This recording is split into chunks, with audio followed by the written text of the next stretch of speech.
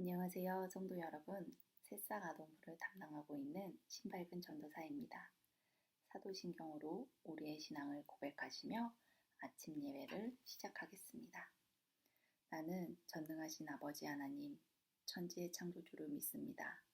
나는 그의 유일한 아들, 우리 주 예수 그리스도를 믿습니다. 그는 성령으로 잉태되어 동정녀 마리아에게서 나시며 본디오 빌라도에게 고난을 받아 십자가에 못 박혀 죽으시고 장사된 지 사흘 만에 죽은 자 가운데서 다시 살아나셨으며 하늘에 오르사 전능하신 하나님 아버지 우편에 앉아 계시다가 거기로부터 살아있는 자와 죽은 자를 심판하러 오십니다. 나는 성령을 믿으며 거룩한 공교회와 성도의 교제와 죄를 용서받는 것과 몸의 부활과 영생을 믿습니다. 아멘. 찬송가 323장, 통일찬송가 355장 부름받아 나선 이 몸을 함께 부르시겠습니다.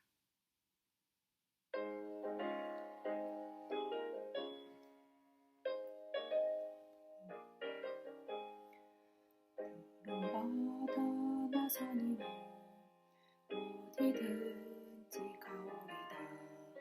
괴로우나 즐거우나 주만 따라가오리니 어느 누가 막으리까 죽음인들 막으리까 어느 누가 막으리까 죽음인들 막으리까 아굴 골짝 빈들에도 복음 들고 가오리다. 소돔 같은 거리에도 사랑 안고 찾아가서 종의 몸에 지닌 것도 아낌없이 드리리다. 종의 몸에 지닌 것도 아낌없이 드리리다. 존귀 영광 모든 권세 주님 홀로 받으소서. 멸시천대 십자가는 제가 지고 가오리다. 이름 없이 빛도 없이 감사하며 섬기리다. 이름 없이 빛도 없이 감사하며 섬기리다. 아멘.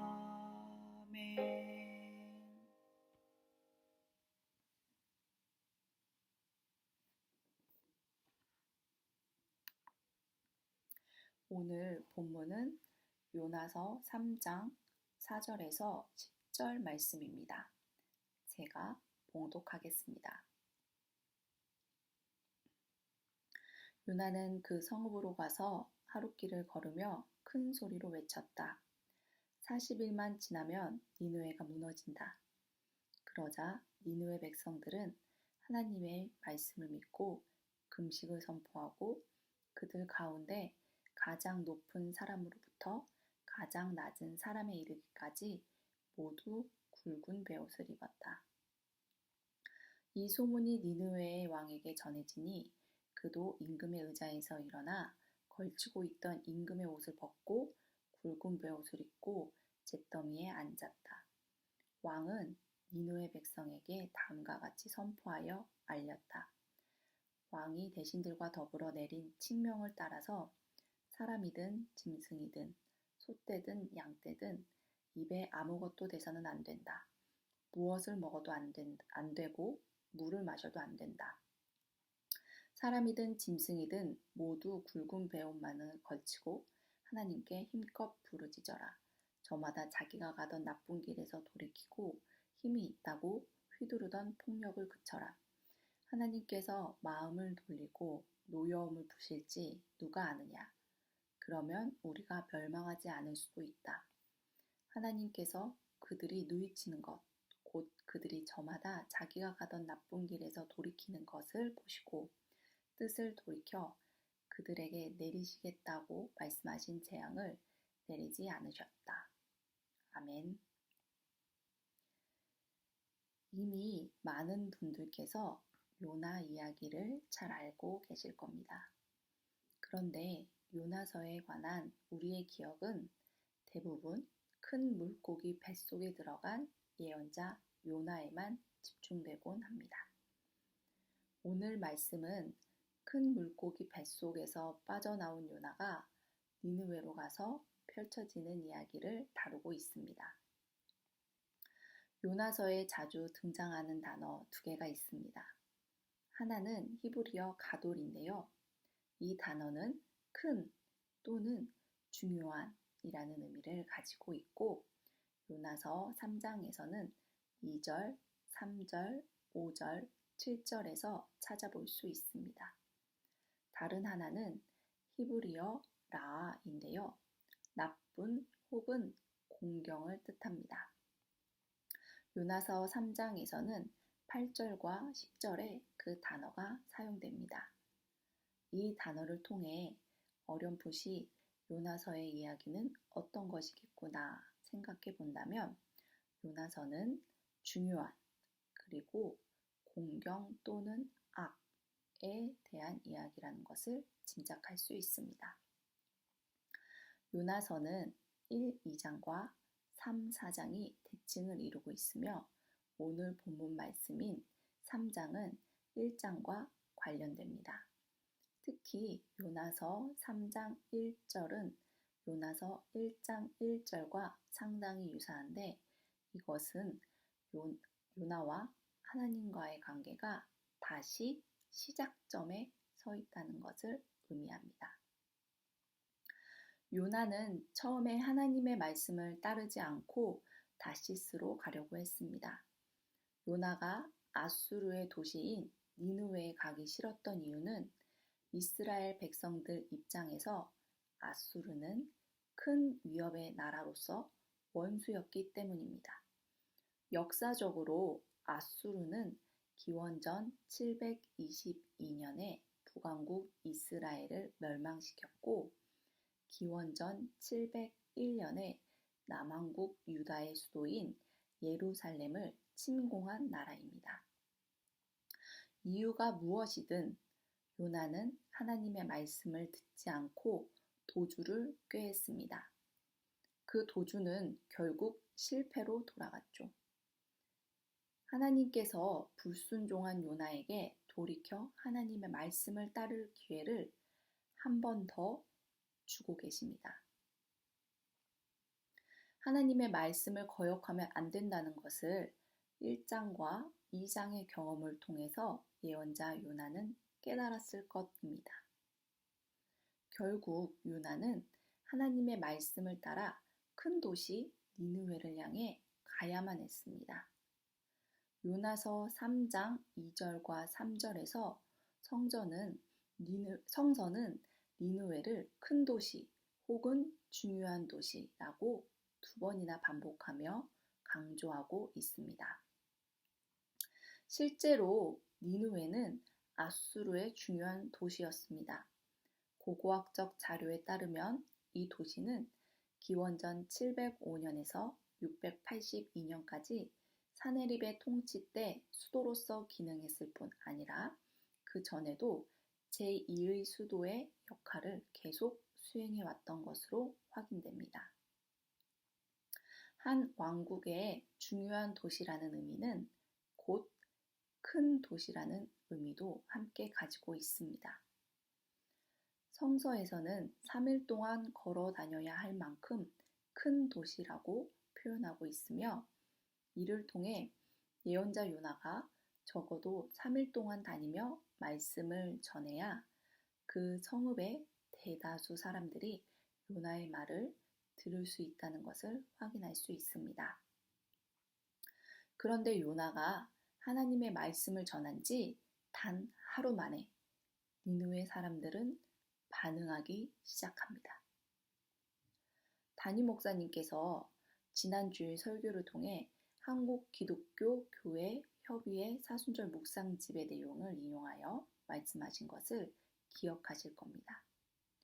코로나 상황에서 격리하는 경우들이 많아지고 있는데 독일어로 격리는 카란테네이고 이 단어에는 40일이라는 의미도 지니고 있으며 성서에서 40일은 변화의 기간으로 이해된다고 하셨죠.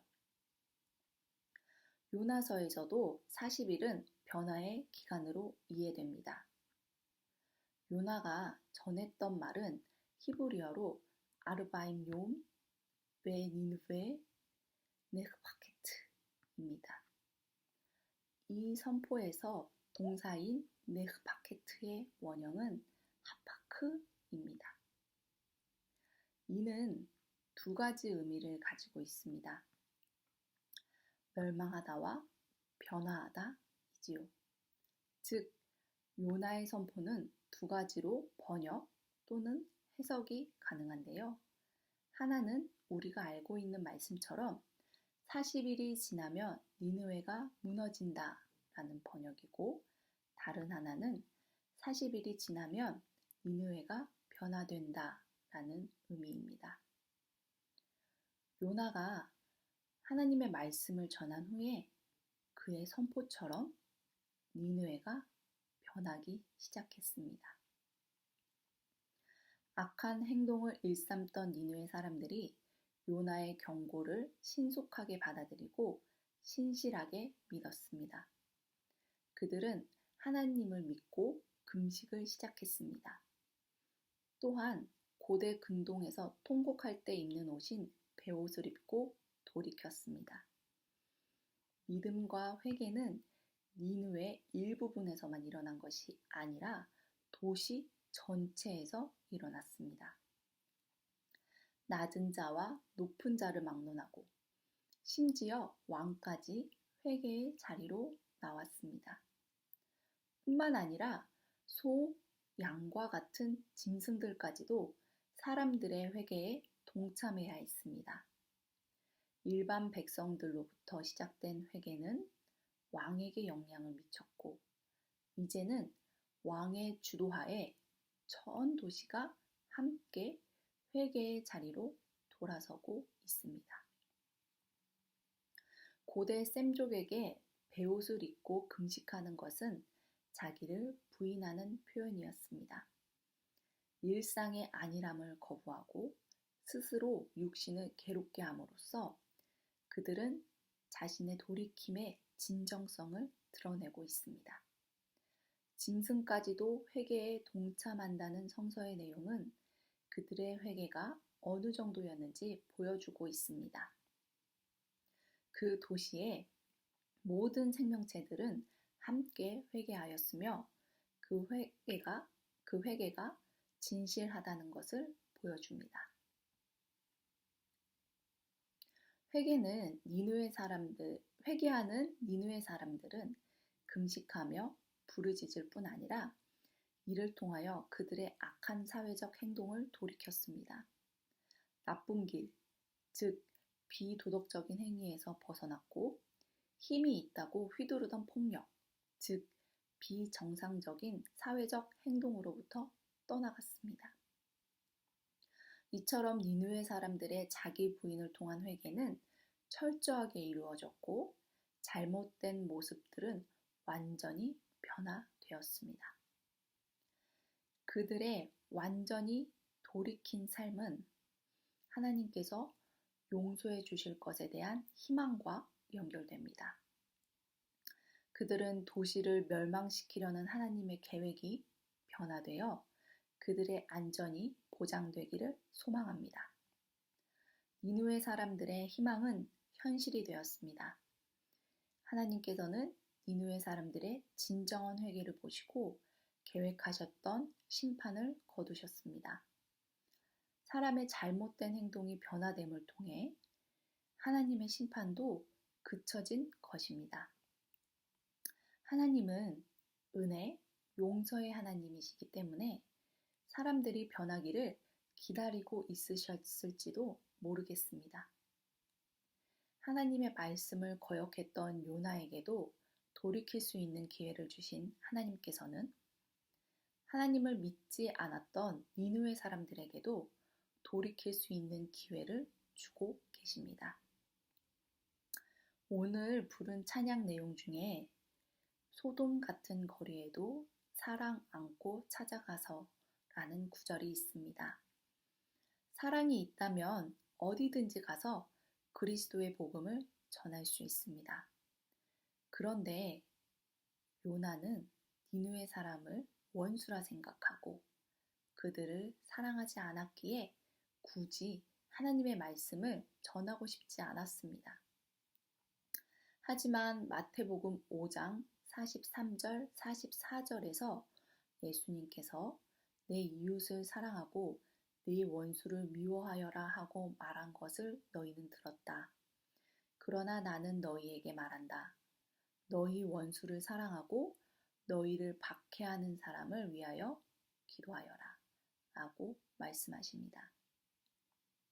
원수까지 사랑하는 것은 정말 힘든 일입니다. 대부분의 경우는 관계가 안 좋은 사람들을 향해 속으로 저 사람 잘 안 됐으면 좋겠다고 생각합니다. 하지만 오늘 말씀은 우리에게 우리 안에 모든 사람을 품을 수 있도록 사랑을 키울 것을 요구하십니다. 하나님은 비를 내리실 때 그리스도인이 있는 곳만 골라서 비를 내리지 않으십니다. 이처럼 하나님의 은혜는 우리를 위한 것뿐 아니라 온 세계를 향한 것임을 깨달아야 합니다. 우리의 부정적인 판단은 뒤로하고 세상을 향한 하나님의 마음을 깨달아 세상의 모든 것들을 사랑하시기 바랍니다. 예수님께서는 우리에게 이런 사랑을 가르치시기 위해 이 땅에 오셨습니다. 요한복음 3장 16, 17절에 보면 하나님께서 세상을 이처럼 사랑하셔서 외아들을 주셨으니 이는 그를 믿는 사람마다 멸망하지 않고 영생을 얻게 하려는 것이다. 하나님께서 아들을 세상에 보내신 것은 세상을 심판하시려는 것이 아니라 아들을 통하여 세상을 구원하시려는 것이다. 라고 말씀하십니다. 우리는 지금 온 세상을 구원하기 위해 오신 예수님을 더욱 깊게 생각하는 사순절을 지내고 있습니다. 이 사순절 동안 하나님의 사랑에 더욱 깊이 젖어들면서 그 사랑 안에서 우리의 삶이 새롭게 변화되는 은총이 함께 하시기를 바랍니다.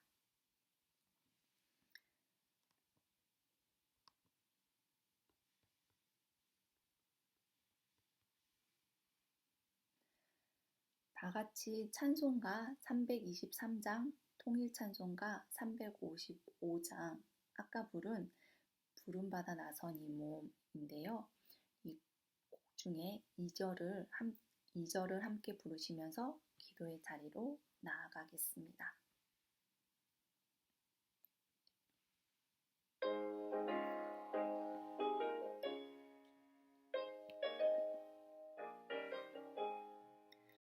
골골짝 빈들에도 복음 들고 가오리다. 소돔 같은 거리에도 사랑 안고 찾아가서 종의 몸에 지닌 것도 아낌없이 드리리다. 종의 몸에 지닌 것도 아낌없이 드리리다.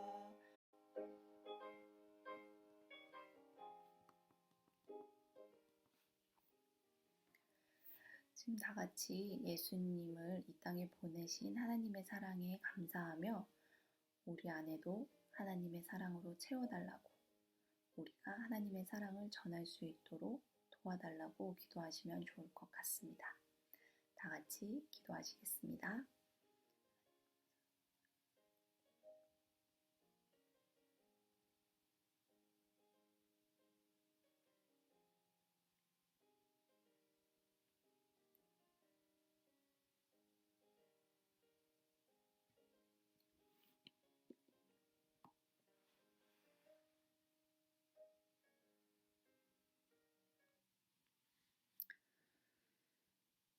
사랑의 하나님, 때로는 우리의 좁은 안목으로 인해 타인을 쉽사리 정죄하기도 하고 그러는 우리의 죄를 용서하여 주십시오.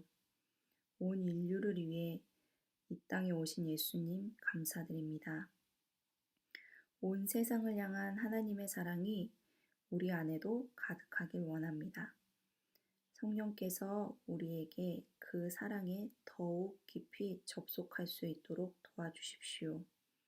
그리하여 사랑을 품고 우리에게 주어진 삶의 여정을 살아가도록 도와주십시오.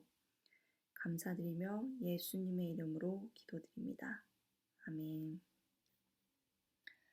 네, 이제 다 같이 주기도문으로 예배를 마치시겠습니다. 하늘에 계신 우리 아버지, 아버지의 이름을 거룩하게 하시며 아버지의 나라가 오게 하시며 아버지의 뜻이 하늘에서와 같이 땅에서도 이루어지게 하소서. 오늘 우리에게 일용할 양식을 주시고 우리가 우리에게 잘못한 사람을 용서하여 준 것 같이 우리의 죄를 용서하여 주시고 우리를 시험에 들게 하지 마시며 다만 악에서 구하소서. 나라와 권능과 영광이 영원히 아버지의 것입니다. 아멘.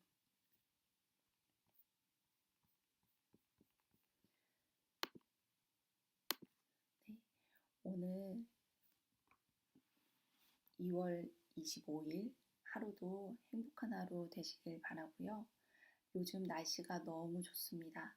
밖에 나가셔서 조금 거니시면서 그 환경 안에서 이 자연 안에서의 하나님의 사랑을 느끼셨으면 좋겠습니다.